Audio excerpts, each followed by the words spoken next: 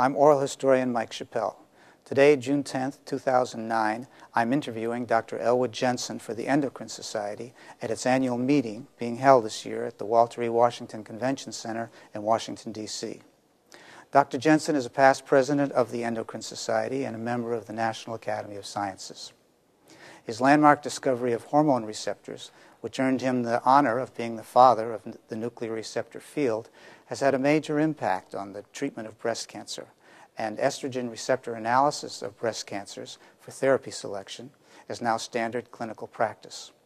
According to the Lasker Foundation, his work transformed the treatment of breast cancer patients and saves or prolongs more than 100,000 lives annually. Currently, Dr. Jensen is Distinguished Professor and holder of the Weil Chair for Cancer Research at the University of Cincinnati College of Medicine. Would you tell me a little bit about your family background, beginning with your grandparents?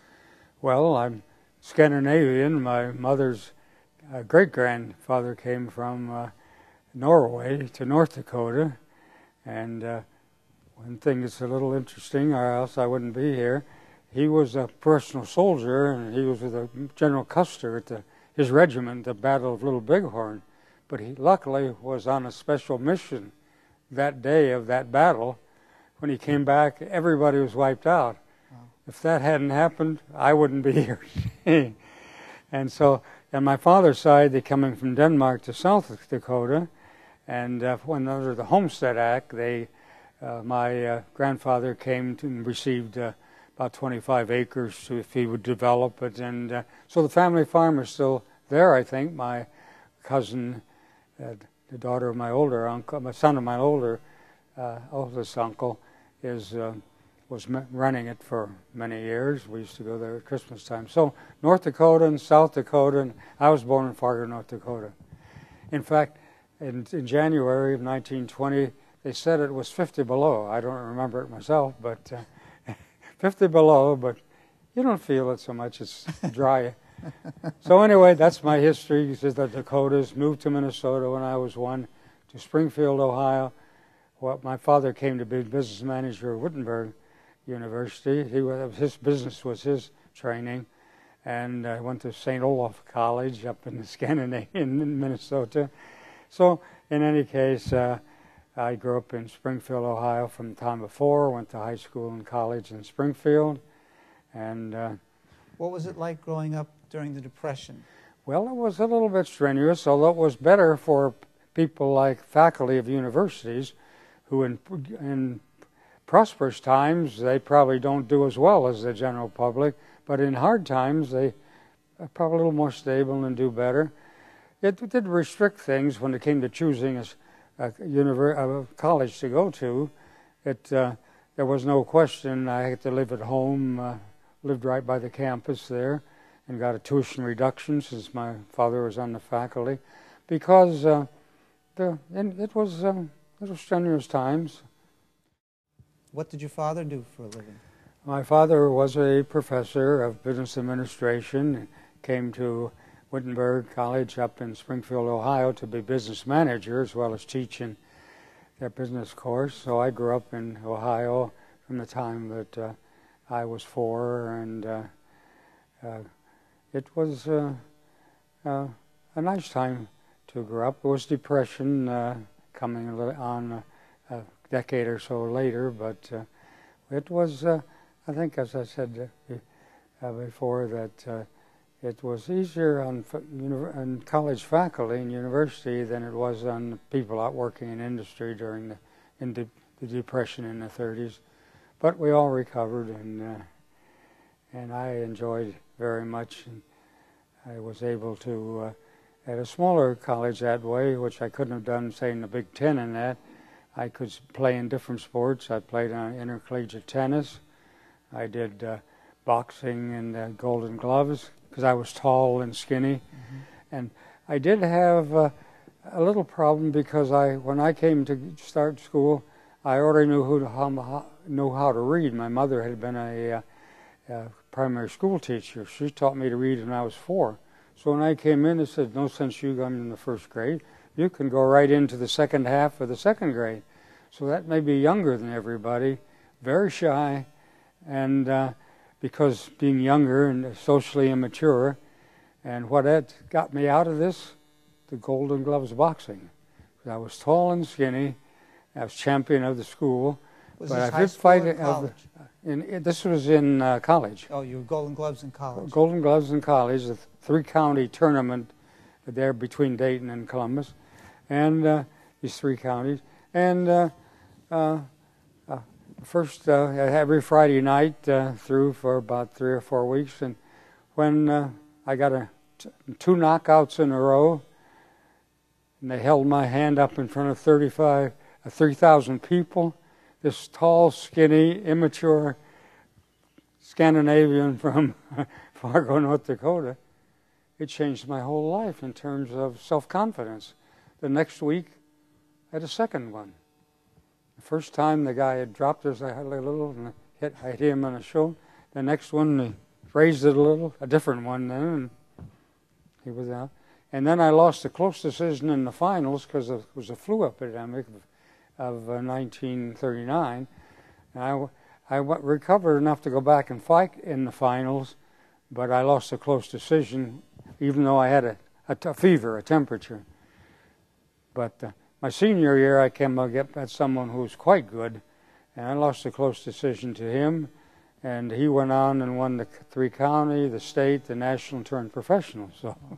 So it taught me. And so I'm glad I'm not getting hit on the jaw anymore. But it made a big difference in my self-confidence. So that's a little of the background why I was able to feel more self-confident than I had when I was so younger. What kind of a student were you at Wittenberg? Oh, well, I was good. I was near or at the top of my class, both in high school, college, and I did, even though I was a little younger than others, I was in a fraternity there, Phi Omega, and with their support, I was elected president of the graduating class, and that was a very nice thing for me, and to be that. So I had a very good college experience, and they had an excellent chemistry as well as biology department. That set me up to go to graduate school at the University of Cincinnati, Chicago. And then along the war, I just started that one year when the war came. And I did have a pilot license that they had a program to train people, but they didn't want to alarm people that the war was coming. So they took both 3 girls and 5 boys, and we went down to Dayton to Wright-Patterson Field. I learned to fly and got my pilot license where the Wright brothers did. And so just when we had about 3 hours more to go, then they came down, war was more imminent, no more girls, and you had to pass the Air Corps physical, which I could pass the I for private license, but I couldn't pass the Air Corps I. So I finished out my license, but I could not get in the Air Corps, which I wanted to do. But I did fly on Sundays for the Civil Air Patrol and these little planes, learning to both drop things and pick things up and from the ground. And those who had to take time off could take and go on the coast and look for German submarines because the little planes went slower and all that. I didn't have time for that because I had got in the chemical warfare service, and I spent 3 years making poison gas, novel. The Germans were way ahead of us from World War I, and we weren't going to use it unless they did, and luckily they didn't. But we had some pretty bad things. I spent 2 sessions in the hospital where I had a little bit of inhalation, But in any case, that was my war experience. That was when you were, right before the war, you were at the University of Chicago. I went up there in 1940, yeah. Okay. And the war came in 41. Why did you choose to go to the University of Chicago? Well, my father had taken some courses there, and he thought highly of it. But a man by the name of Robert Morrison, who wrote the best-selling organic chemistry book and was best man at my wedding, and I was at his, and he had gone up a year before, and he was an excellent student, and it was partly because of his encouragement to come there, and it is a good school, and I'm glad I did. And the war experience, of course, made it unique. And then after the fall of Germany, they didn't worry about poison gas because the Japanese didn't have that. So then we switched over to the synthetic rubber project. These were all in our chemistry department that were going on under the professor that I got my degree from, Morris Karaj. And he, so then I worked on poison gas for years until 1946. What research did you do on poison gas? What were you doing? Well, it was poison gas was to get new and more toxic agents and less detectable and that. So that was to, as I tell my German-Swiss wife, to drop on you and your family. Right? But they didn't use it, and the Germans could have won World War I with their diphosgene in 1916, but they didn't. Who were these professors to tell us how you fight a war? War is fought with bullets and bombs, poison gas. And so they didn't follow up on the Battle of Ypres, and they could have gone right through to Paris before we got in the war. Mm-hmm. So anyway, that's all history now. And but the idea of working with toxicity and that kind of thing got me more interested in biological things. What makes something toxic?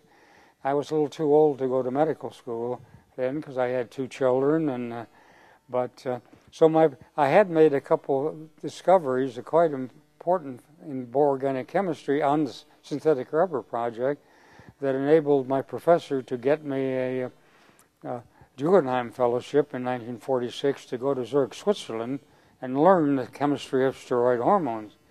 So I went with my high-born wife, Mary, and we had a wonderful year in 46-7, and while I was there, 2 things happened. One was there was a student from Colorado who was an undergraduate there in Zurich. He was from Colorado and was an expert climber. He had a guide already lined up, but a guide could take 2 people these days. In the old days, they took more, but in any way, so he wanted someone else. And I'd promised my wife I wouldn't try because I had no experience of climbing. When you saw the Matterhorn sitting all by itself there, unlike most mountains, they're just a peak in a ridge. It just fascinates you. So I started reading about it, and it was the last mountain in Europe to be climbed, major mountain. And why? When a novice could do it with the help of the guide, why was it the last? Everybody was trying to do it from the Italian side that looks, because the border passes right over the peak, Swiss-Italian. They wanted, it looks easier. It turns out there's one section in there that is impossible. So the experts couldn't make it. So an Englishman came over who was an engraver, but mountain climbing was his hobby. And he studied with binoculars and said, maybe that side that looks just like a sheer wall of rock, northeast face, maybe that's not so difficult. So he and 6 others went up, and that was the first climb. And on the way down, there were 7 of them. The rope broke between 3 and 4, and 4 fell to their deaths. It's still a very dangerous mountain because of landslides. But so anyway, I was fascinated. My wife released me from my promise. I wouldn't try any, and it was the hardest physical thing I ever did. But I was 27 years old and in good shape, and from tennis and boxing and judo, which I did later. It was harder than boxing? Well, it was different. Oh, but more strenuous, yeah. Because I had no experience. So we made it to the top.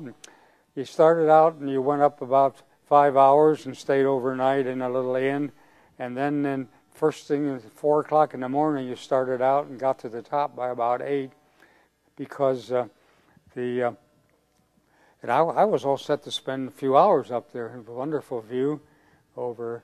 You could see France, Italy, and Switzerland. After half an hour, it better come down because the sun melts the snow, landslides. Oh. Just about as we were passing down then, there was a landslide just where we had been about an hour before. and 2 days later 2 people were killed in such a landslide. So it's a dangerous mountain. It isn't hard for the experts, hard for me, but what it did, the best thing for me was it made me think about this idea of alternative approach, that people trying to do it the conventional way and couldn't, even though it looked easier, and somebody tried something different and succeeded. So when we came, so then while I was in Switzerland, Dr. Charles Huggins, who later won the Nobel Prize for his work on prostate cancer, and was forming what became the Ben May Laboratory. He was the professor, and they wanted 3 younger people, and they wanted someone with organic chemistry training interested in the medical school. So my professor wrote to me, Morris Carr, said, don't take any jobs till you get back, 47, something I think you'll be interested in.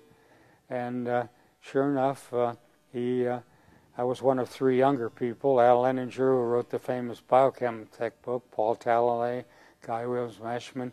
This was the original Ben May, 1 professor, 3 assistant professors, and that's where this idea, when he showed me how just these fractions of micrograms would make the uterus in a rat, female rat, grow to 8 times its size from an immature rat, you know, that was it fascinated me as to how such tiny amounts of hormone could do this. And the thinking at the time was it did it by interacting with enzyme systems and oxidized by one and reduced by another. But there were hormones like methylstilbestrol that couldn't undergo this oxidation reduction. So we took the alternative approach, not what does a tissue, what does the hormone do to the tissue, but what's the tissue do with the hormone. To do that at these low doses, and which was meaningful if you're working a physiological amount, we had to have something that could be detected in physiological amounts. And estrogens are very low of all the hormones, tiny amounts. So my colleague, Dr. Herbert Jacobson, who was there as a postdoc in the department, who's sitting in the room now, he and I decided we would label the estradiol hormone with carrier-free tritium. We couldn't bring that amount of radioactivity into the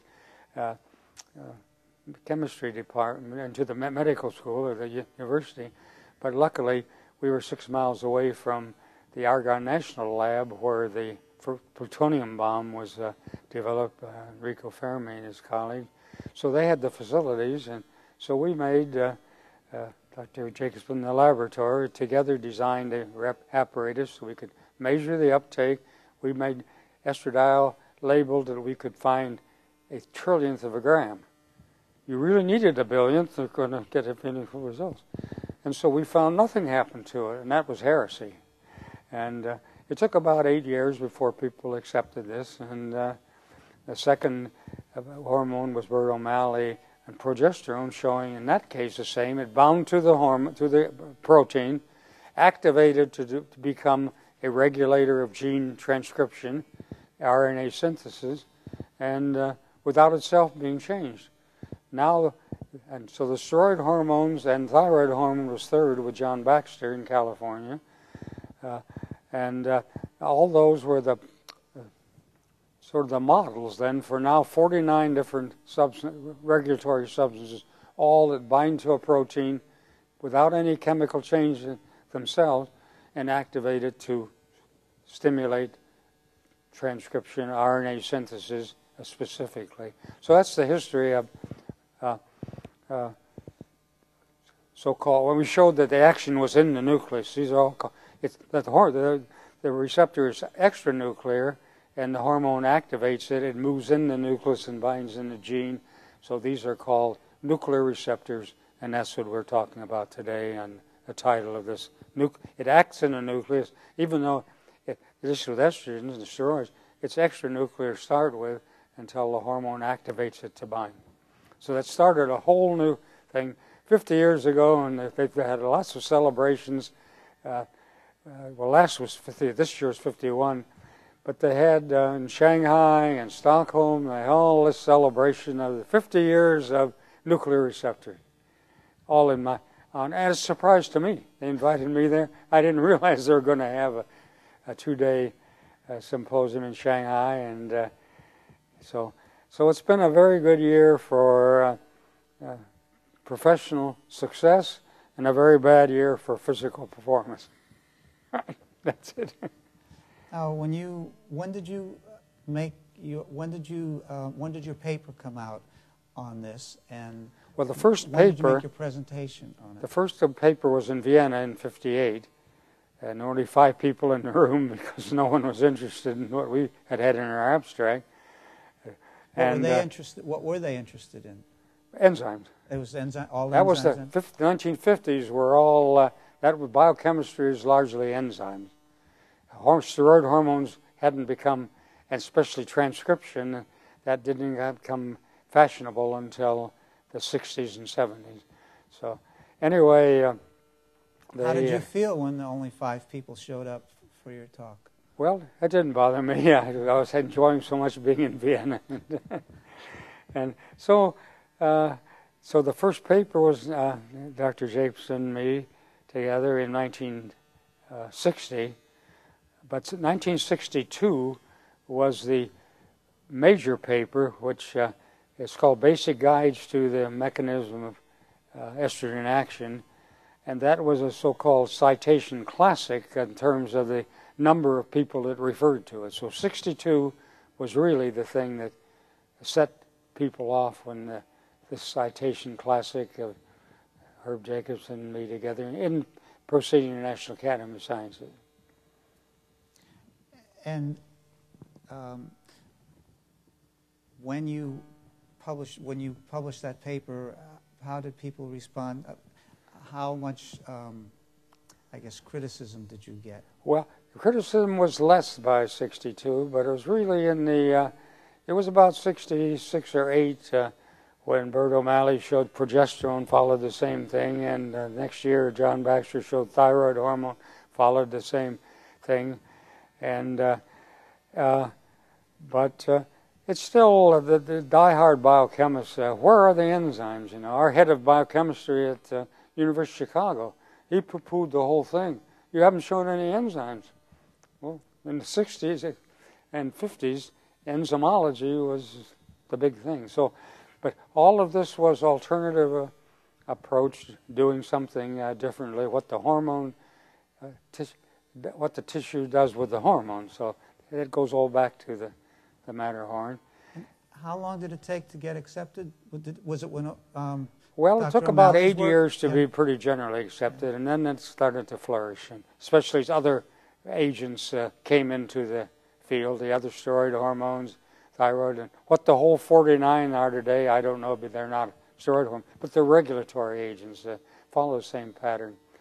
So this idea of alternative approach then had another important application, and that is people, when we had the receptors in that, they've tried to make, the immunochemists tried to make antibodies to it, they could use immunochemical reagents to, with the antibodies to study and to measure and study the receptor, and nobody could get by conventional techniques any antibodies. In fact, it had been proposed that maybe estrogen is so generally, it's in low amounts anyway, even in the target tissues, those that make the ovary and where it acts, but maybe it's in something to some extent in all tissues, so maybe it's not immunogenic, it's not recognized as a foreign protein. But we, with this idea of alternative approach, and having had experience in studies using centrifugation of sucrose gradient, where you have a sucrose with low concentration at top and higher at the bottom, and then you spin it in a centrifugal field, and the bigger the molecule, the faster, the farther it goes. So we thought, well, if you could, maybe because the whole concentrations of estrogen are so low, maybe you form immune complexes, but they don't precipitate because it's so we so we can use the radioactive hormone as a marker for the receptor, and then if we have an antibody, it'll work like charm. So we were able to get several antibodies with a student named Eugene December first, and then more recently with Jeffrey Green, who's still there. He's associate director of the BenMay now. And both polyclonal and then monoclonal. So we could measure and study the receptor with the antibodies, and that added a whole new field, a new aspect to the whole field. And University of Chicago, which hadn't allowed patents for many years because the earlier president thought they were not compatible with academia. You shouldn't patent anything. Then they began to wonder, the dean and that, we're missing out on all these discoveries like vitamin D in Wisconsin, which brings in lots of income. So maybe we should be able to patent things. And of course, this thing with the hormones isn't a real big field, but it was one of their very early patents, belonged to the university, because that was the law at that time. And they assigned it to Abbott and the laboratories. They marketed our kits for 20 years. And then they ran into some problem with the FDA for something entirely different, and they had to take all their products off the market. So Abbott gave us back our antibodies, and we're just in the process now of starting a little biotech company in University of Cincinnati as the headquarters to get this back to the clinics and the patients who need it. So I hope now that it will be available again. It had for the last 6 or 7 years. This was certainly the best way to measure receptor in breast cancer. So this was all the background. And the last aspect of ours, what I told you about discovering the receptor, making antibodies to it, and the last was applying this for the breast cancer patient. But it had been known way back till the 1890s that some patients before they knew what the hormones were and all that, but this was a very clever aspect, and Herb will remind me the name of the man in London who did this in the 1890s. He took the ovaries out of premenopausal women, and he noticed that premenopausal women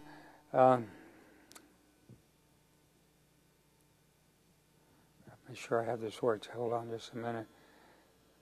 That if you took out, there was some relation between the ovary and the breast cancer, because in the menstrual cycle, as more or less hormone is being made, the breast cancer would grow and recede. In those days, they didn't find the breast cancer very early, so there were usually pretty big cancer masses, and they would grow and recede during the menstrual cycle. And they knew that the estrogens hadn't been discovered yet. That didn't come in the 1920s, but they had there was some relation between the ovary. They knew that the menstrual cycle had something to do with the ovary, and so they figured that there was something. So they took the ovaries out. Today you probably couldn't have done it. They'd say, how do you know it's not going to work? How do you know it's going to work? But they found that some, but not all, of the patients got remarkable shrinkage of their cancers. Well, then they discovered what estrogens were and all that, but and they continued. But the standard procedure for premenopausal women was take out their ovaries. Then Dr. Huggins strayed over from his urology and prostate cancer to do the first adrenalectomy, because in the postmenopausal woman, that's the source of the estrogenic hormones, because the ovaries doesn't function anymore, and and found that again about 1 out of 3 patients would respond, and 2 out of 3 didn't. So it occurred to us, if they're going to respond to the hormone that must be using it, so it must have receptor there, maybe those that didn't respond have learned to escape from the hormone dependency of the original breast tissue, and so they get along fine, don't need the hormone. Just worked fine. 2/3 of them, they were being taken their adrenals out or the ovaries out, and there you can't, once you take them out, you can't put them back, and that's 2/3 of the patients. Of the other third, nearly all, not quite all, but they would have nice remissions, even though it may be widespread cancer or just shrink because it deprived it of the hormone it needed to grow. So that was being used by studying how much receptors there are by binding the radioactive hormone. Then when we had the antibodies, that was a much more effective and informative technique. Use the immunoassay to measure the hormone, and also use the staining in so-called immunocytochemistry to see if there are any cells because many of the cancers, are mixed populations. See if there's any population of cells without the receptor, which you might get a partial remission, not a good one. So it enabled the clinical people to diagnose and select treatment that was not possible before. So those three things, then, the discovery of the receptor, antibodies to it, and then being able to, and especially using the antibodies for the best measurement technique to aid the clinician in the selection of therapy and the cancer management. So these are the three things which I've won 29 major awards for now, and it has been very nice, including the Koch Award of the Endocrine Society. So that's sort of a summary of the history of all of this, and but the idea of alternative approach coming from the Matterhorn was sort of a background of all of it. To what extent did you participate in the development of tamoxifen? Oh, there, of course, tamoxifen coming in as had been used for by people, had been discovered by one of the pharmaceutical companies, this group of triphenylethylene anti-estrogen that will prevent the action of all these other treatments are preventing the hormone from either being there or from acting, but this from being made or being there, taking out the factories and that. But it prevents the action of the this class of compounds. This had been discovered, I think it was one of the pharmaceutical companies. So Craig Jordan, who was then at Northwestern University, then subsequently went to right there in Chicago. We had a lot of collaborative work to show that tamoxifen would do what taking out the ovary would do. That it would prevent the action at the target level. And so that in one case you prevented the factory. And tamoxifen then later we showed that it's rather interesting. At a low level it acts like estradiol. It stimulates, but at a higher level it inhibits. So we and Craig Jordan and I worked together on this, and we've continued this now at Cincinnati, that these anti-estrogens have two binding sites. The stronger one is the same as estradiol, and so they compete for this, and you get inhibition. But, you get stimulation from tamoxifen at a low level, just like estradiol. But at a higher level, it binds to the secondary site, weaker, but you need a high, and then that puts the hormone, puts the receptor out of business. So Craig and I then were responsible to getting people to switch from surgical treatment to medical treatment, and we used to go and talk about, there's a little poem that I had composed, that a lady with growth neoplastic thought castration was just a bit drastic. She preferred that her ill could be cured with a pill. Today it's no longer fantastic. That always went over big with lectures. And it is good because there's some that don't respond to, even though they do have receptor, but the two-thirds of them don't respond, but you don't have to see if they're going to respond or not.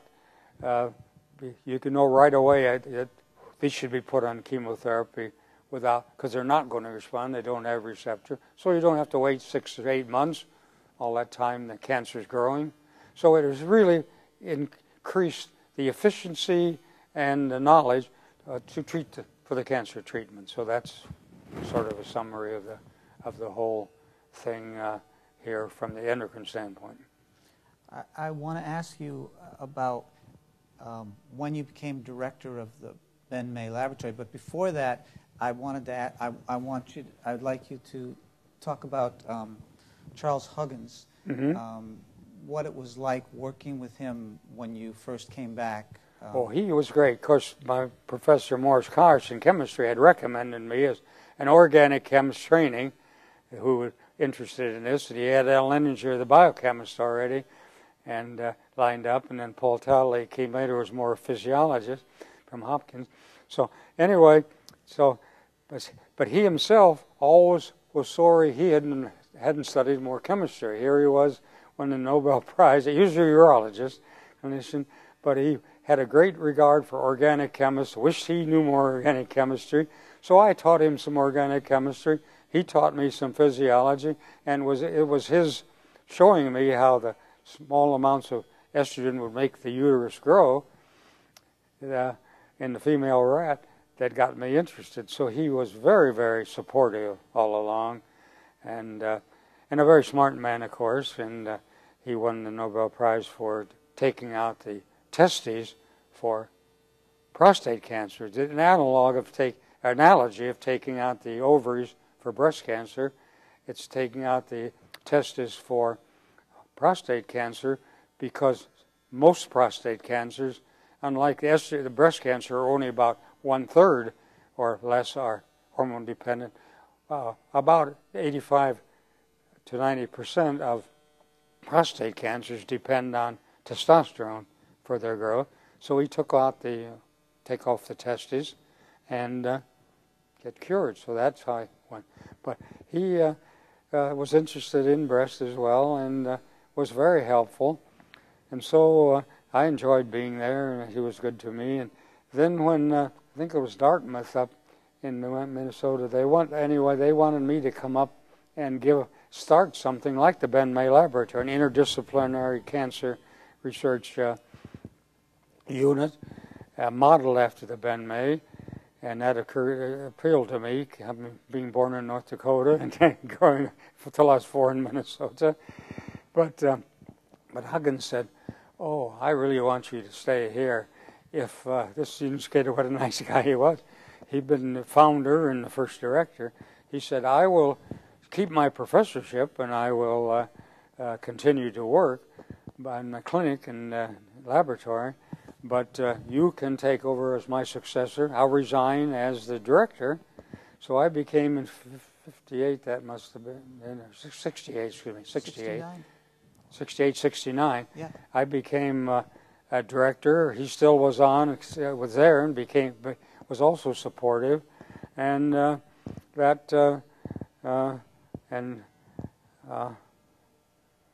was, I think, a very nice place to be, the Ben May Lab, and a lot of us in the medical school, right across the street from the chemistry department, there in Chicago, they're together.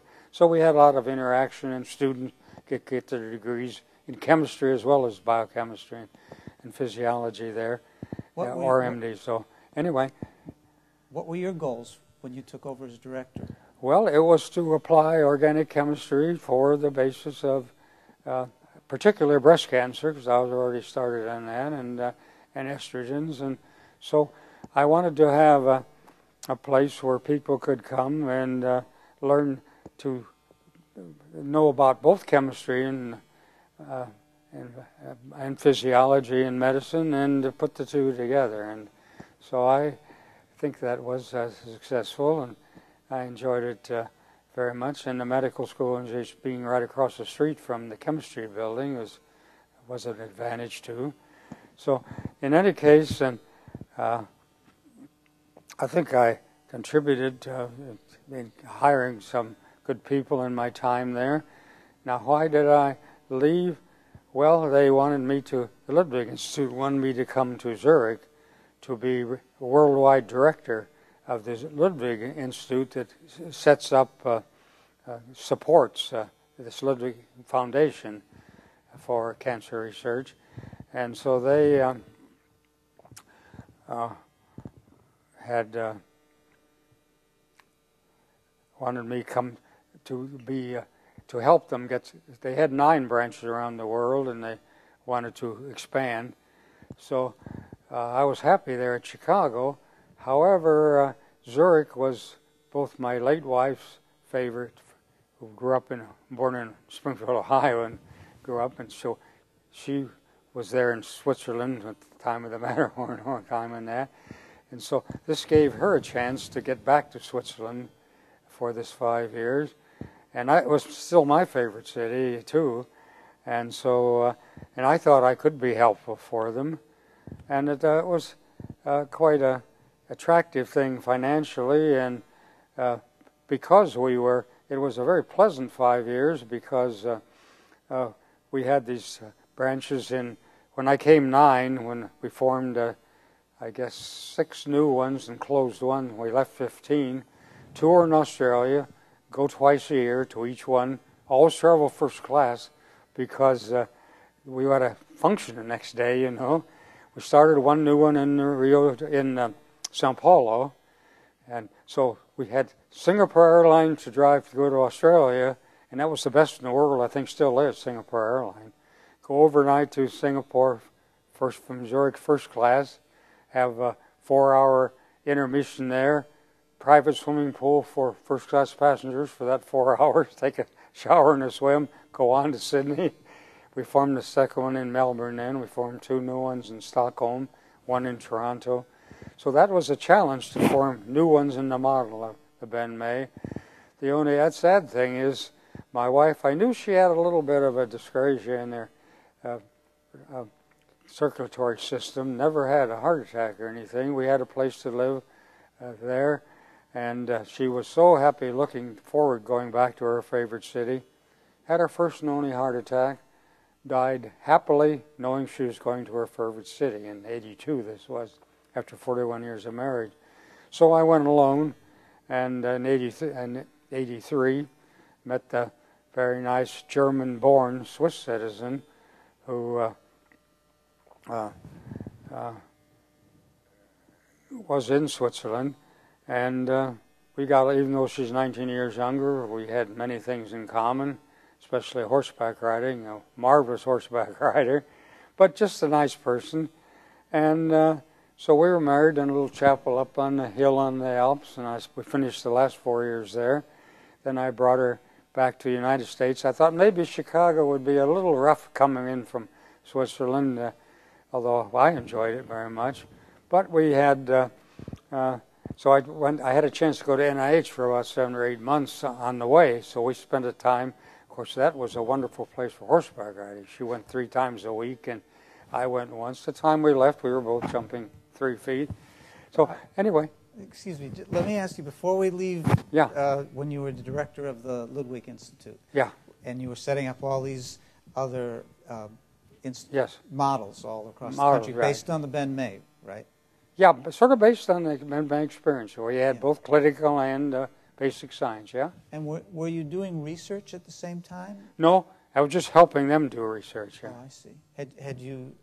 okay. It was 5 years, and then I was going back to... I was on leave of absence. Oh, you were just on leave of absence? From Chicago. Had to give up being director at Chicago for that time, but I still had my professorship there. So we came back. We're coming back to Chicago then, but we spent this 6 or 7 months at the NIH to get her into the country.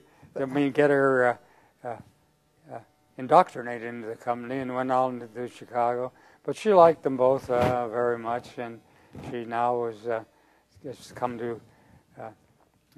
She's a cabaret singer and has introduced a big hit in New Orleans and in Chicago, and the cabaret type of thing that Marlene Dietrich introduced after First World War. So her major clientele is in the Hamburg area, and we have a house in Hamburg. But when I do retire someday, we're going to move to Zurich. What did you do at the NIH when you were there first? Well, she took care of me, and I studied there. And I didn't have time to do a lot of research, but I was mostly help the young people and advise them during that 7 months. Then we went back to Chicago, moved in right next door to Enrico Fermi, living next door, had a nice couple years measuring him. Then I had to retire at age 70, but at that time they had retirement age at States. That went on in 93. So that's when they were Alexander von Humboldt Foundation was going to set me up a professorship in Hamburg, But it took about a year, so then we went to New York and lived at Cornell Medical School. Lived right there in that same corner where Rockefeller University, Memorial Sloan Kettering, and Cornell Medical School is. Had a wonderful year, especially my wife being an entertainer, Broadway and all that. So we had a nice year in New York, then went for 6 years to Hamburg. Did you do any research when you were in New York? A little bit, but mostly was consulting and helping the young people and writing on scientific papers and that. It was a nice year. And that commute was, we lived on the top floor of the Helmsley Tower, come down in the morning, 35 floors, walk across the street, up to my office on 23rd floor. So my commute was like this. Didn't need a car at all in New York, although we had one. But so anyway, it was a nice introduction, and it's a little difficult. I don't think I could have stayed 34 years in Manhattan the way I did at Chicago, but there were a lot of interesting things, of course, in there. So for the 1 year, it was a wonderful experience. Then 6 years in Hamburg. Then I was going to retire. What did you do in Hamburg? There I did a lot of research and had, that was the second laboratory following our lead with Professor Moss there to use the receptor as a guide to selection of therapy. And so it's probably the best breast cancer unit in their OBGYN department in all of Europe. So I was in the OBGYN department as the Alexander Humphrey visiting professor. So then I was going to retire, and then the people in the Karolinska Institute, Jan-Åke Gustafsson in particular, who had discovered a second estrogen receptor called ER beta, and ours called ER alpha. He wanted me to come for 1 year to Stockholm and work in his research group. So it ended up, I went there for 3 years. We had about 4 or 5 new publications together. And what were they on? On mostly the form of estrogen receptor that has different, it's called ER beta, and a second one, and they act sometimes in concert, but sometimes on different target tissues. So that expanded the whole feeling with 2 estrogen receptors, 2 major estrogen receptor, ER alpha and ER beta. So I spent the 3 years in Stockholm, and that was nice. And did having the 2 receptors have therapeutic or diagnostic? Well, it wasn't as revolutionary as the estrogen ER alpha in the first place, but by measuring both of them together, you get additional information that makes you all that much more ahead of the cancer. So most assays now are being done on both ER alpha and ER beta, and so that part was nice. So then I was then really going to retire, and then Dr. Professor Kahn from the department then it was called cell biology. Now it's called cancer and cell biology. Then it was called cell anatomy and cell biology, but with my coming in, it increased the interest in cancer and all that. So now it's called cancer and cell biology in the medical school in Cincinnati. He came to see me in Stockholm, and won't you come for just a short time anyway, and help us get programs started. So I went there for 7 months in April of 2002, and I've been there now 7 years, and everything's worked out well, and I've been collaborating.